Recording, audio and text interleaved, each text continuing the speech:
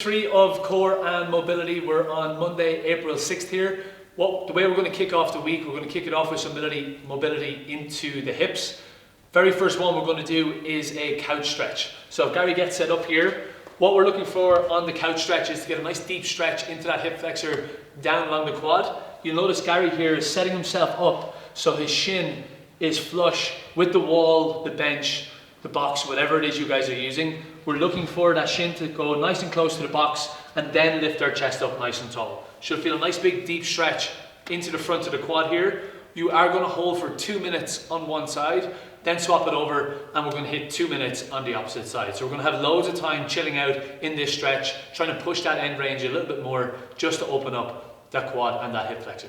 From 2 minutes each side, we're now going to break off onto the floor into a pigeon pose. So Gary's going to get himself set up into a push-up. He's going to let his right leg come through so his shin stays relatively square to his body here. Again, looking to open up the hips. The outside of the hip here is the goal. Again, 2 minutes on one side. He'll swap over. He'll hit 2 minutes on the opposite side. From there, we're going to break off into a spiny stretch. So Gary's going to go into a push-up position. He's going to get his right foot high and outside his right hand. The goal here is to keep his back leg off the floor, but sink his hips down towards the ground. Again, looking to get a nice stretch into that hip flexor, into that quad, nice and loosen up those hips a small bit, okay? From here, he's going to pop up onto his feet.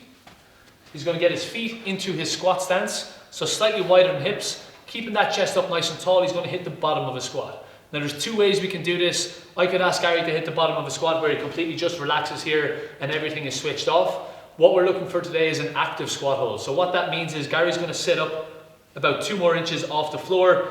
Loads of tension going through the hips again. He's working really hard on driving those knees out to the side and keeping his back nice and flat. We've got a 2-minute active hold here. For some of us, thank you Gary, for some of us that might be quite difficult to stay in that position. By all means, if you need to stand up and shake it out, we can do that, but trying to pop straight back down again for the remaining time of that 2 minutes. So 2 minutes on every single stretch here. Once we're finished that's our mobility for our hips done. Then we've got a nice little finish here. We've got a descending ladder of reps here. We've got 50, we've got 40, we've got 30, 20, and 10 of everything. Gary's going to start off on the floor here onto his back, lying down flat onto his back. He's going to squeeze his quads, so he's going to extend his legs up over his hips.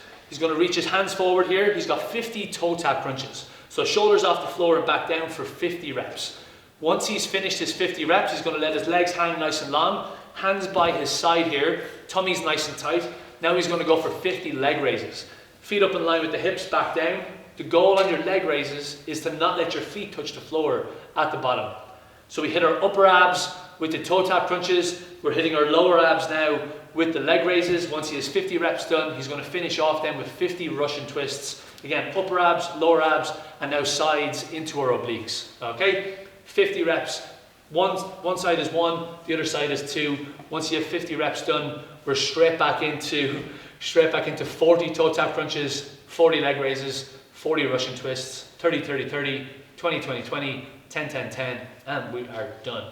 That is Monday, guys. Have fun.